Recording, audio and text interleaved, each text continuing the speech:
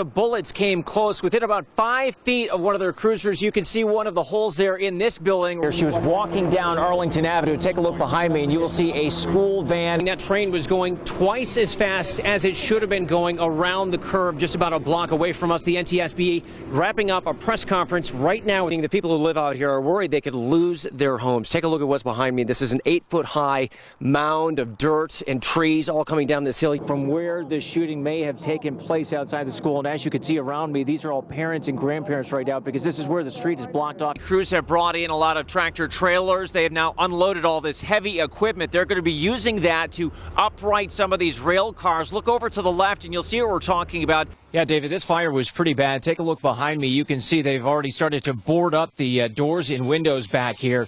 Take a look at the front door. It actually looks like the intense heat just melted that front door. It was shattered after a piece of the roof section came off of the business just next door. It was actually a plexiglass roof at the top of this restaurant. This is a piece that came down. Not only did a neighbor have to kick in the door here to pull the victim out, but conditions were so bad out here on the street with snow and ice that firefighters had to carry that victim all the way down to McKnight Road. This is a look at some of the damage to one of the parked cars out here. You can see the back wheels just bent in, probably a broken axle. Just to give you a little perspective, this is the store where he allegedly stole from, and that's the Zone 2 police station just across the street. Starts with breaking news.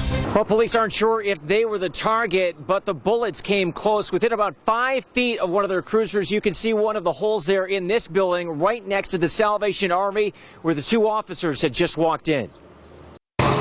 Police blocked streets and SWAT team vehicles and officers moved into Pittsburgh's Homewood neighborhood after shots were fired at two officers who were pinned down by gunfire. I heard 7 shots. The officers were visiting the Salvation Army location on Frankstown Avenue just after noon. When all of a sudden they heard shots being fired, they looked outside and they were able to observe muzzle flash. The SWAT teams focused on 4 row houses on Blackador Avenue where the shots appeared to come from. Neighbors were asked to stay inside as police went door to door. I'm glad the response came as quick as it did. Police didn't find a shooter, but they did find shell casings and a parked vehicle that had been hit in the gunfire, the back window blown out, as well as bullet holes just feet away from where the police cruiser was parked. It's sickening. It's just tired. I'm just sickening. It's sad.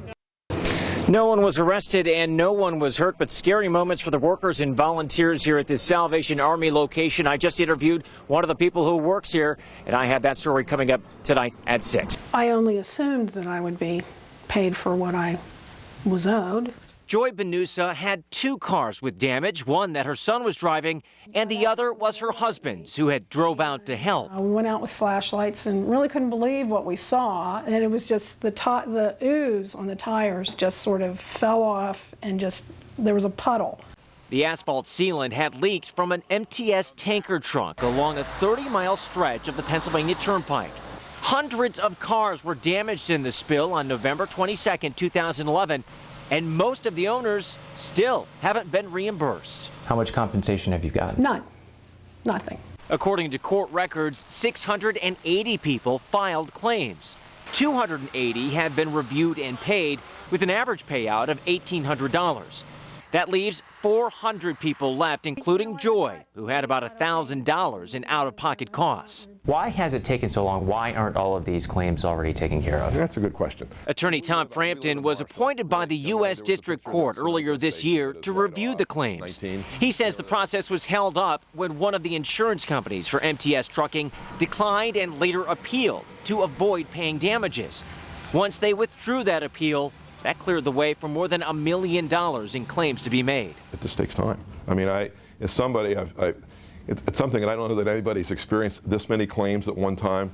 The biggest settlement in this case went to the Turnpike Commission. It's already received the nearly $52,000 it cost to clean up that tar off this roadway. David, good evening. You can see this manhole cover was blown right off. Sections of the pavement out here have buckled. Take a look at this over here. Chunks of Washington Boulevard just washed away. A police sergeant told me tonight this looked like the rapids at Ohio Pile. About 100 drivers caught in this flash flood out here tonight, leaving many of them stranded and stalled out. Fast-moving water surrounding cars and trucks. This is cell phone video from one of the drivers stranded in a busy roadway turned waterway. I looked in my rearview mirror and it was just like a torrent of water just came towards us, and then my car spun. Maria Sullivan shows us how high the water was, seeping into her car, stalling it at the height of the storm that quickly dumped heavy rain. It flowed in from surrounding hillsides and overwhelmed storm drains and manhole covers. I was scared. I'd never been through anything like that. I was scared. From Chopper 11, you can see one man abandon his vehicle and wade through the waist-deep water. Right here, it started seeping in. Doug Knepp was among a dozen drivers, as well as a police officer whose cars stalled out. You can see the debris that collected underneath. Stuck in traffic, trying to drive, and everything became a standstill, nothing moving. We were there as tow trucks pulled the cars off Washington Boulevard. The pavement buckled by the massive amount of water. It got to the person in front of me above their bumper, and it started filling my car up, and it got really, really scary. I heard people screaming in the other lane. Well, that's my car. Drivers told me they felt like they were in danger. Not sure if it was safer to stay in their cars or get out. A bit nervous at first, but then I was fine, you know. Once I realized the water wasn't going to sweep me away, then I realized I was fine walking to the curb. Police say a tree fell onto one car out here, but no one was hurt. You can see Washington Boulevard still shut down. PennDOT crews are out here right now doing some of the repair work. They say they expect to have at least a couple of the lanes open by the morning rush hour. David, good evening. A lot of brand new information in the criminal complaint. It says that Kenneth Canais Jr. called a friend and admitted that he killed someone. I've also learned that the shooting may have actually happened just off McKnight Road near the Ross Park Mall after the two men made a money pickup at the Home Depot. Wanted for killing his partner and stealing more than $2 million. According to the criminal complaint filed tonight, 22-year-old Kenneth Canais Jr. called an unidentified witness just after 1 yesterday afternoon and said, "I bleeped up. My life is over." The caller asked, "What, did you kill someone?"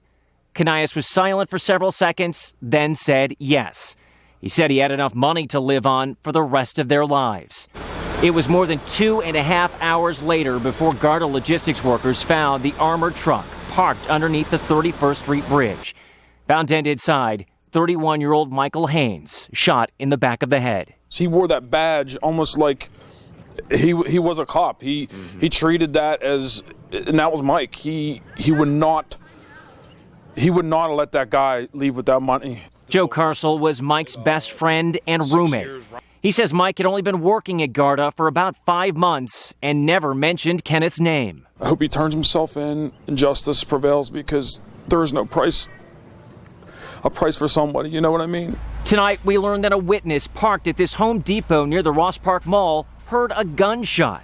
They looked to the roadway and saw the armored truck parked and watched as it sped off towards McKnight Road.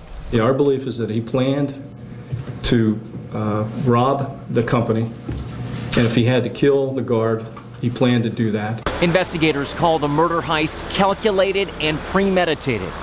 At 8:47, both men were seen on surveillance video picking up money from the Rivers Casino. They were at the Home Depot for a pickup at 12:51. At 1:05, Canais called a friend. Canais was seen running to his SUV at the Garda parking lot in the Strip District at 1:26. Haynes was found dead at 3:44. Almost at that exact moment, the complaint says Canais called his mother at work. He said he wanted to speak to his father. Canais went back to his Dravosburg home for only a few minutes, leaving his coat. Detectives observed what appeared to be blood spatter on the front of the uniform jacket. Canais' phone was later found along Route 51. And Mr. Canais is considered to be armed and dangerous. The complaint also says that Canais asked his friend during that phone call if they knew anything about the extradition laws in Canada or Mexico. Garda Logistics is offering a $100,000 reward for Canais' capture. Tonight, Target 11 sounding the alarm about something you may have in your home. Our investigation discovered your family's smoke detector may not give you enough time to escape during a fire. Our investigator, Gordon Loesch, put those alarms to the test. And Gordon, what'd you find out? David, good evening. 90% of us have this type of smoke alarm in our homes. This is an ionization smoke detector, and while it can alert you to danger in your home, some experts say it may take too long in certain kinds of fires. Testing the technologies your family relies on in the event of a fire.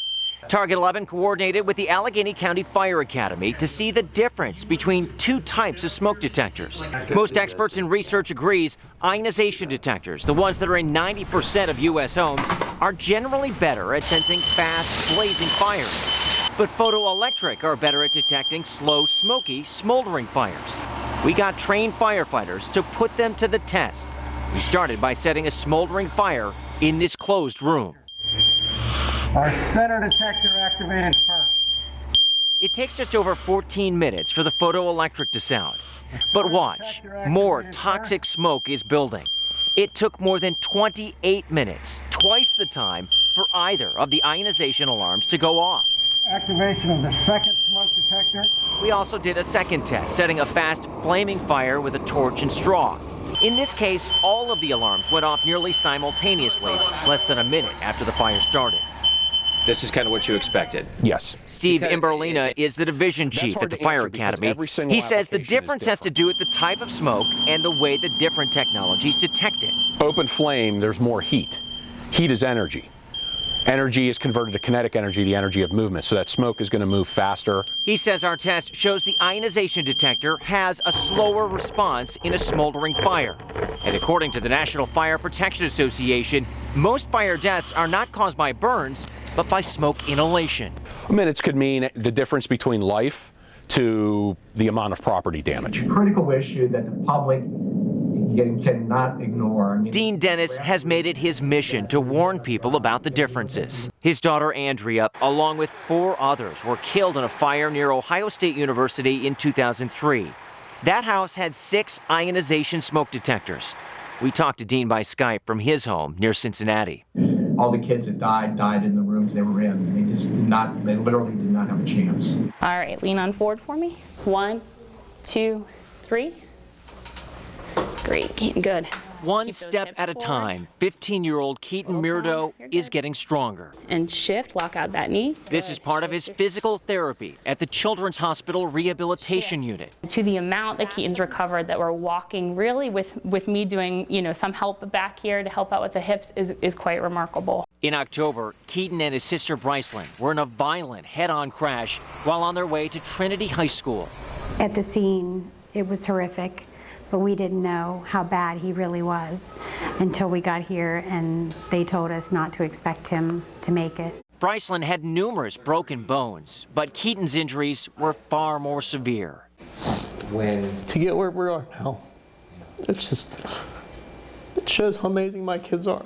Keaton suffered brainstem and upper spinal cord injuries. He must use a ventilator and can't talk, but he's quickly learned sign language. Keaton does more than 3 hours of physical, occupational, and speech therapy every day, but it's broken out into small segments so he can build his endurance. Even pulling on your shirt, sitting up on your own can be such an amazing accomplishment. I asked Keaton what keeps him motivated, and his sister translated his response. DS. Everyone's sending me cards and visits. Keaton will soon be able to get those visits at home. He was one of the first patients at this new unit at the Children's Home. After 5 months here, he'll leave on Thursday, but his work to recover will continue. That's pretty fast. In Friendship, Gordon Loesch, Channel 11 News.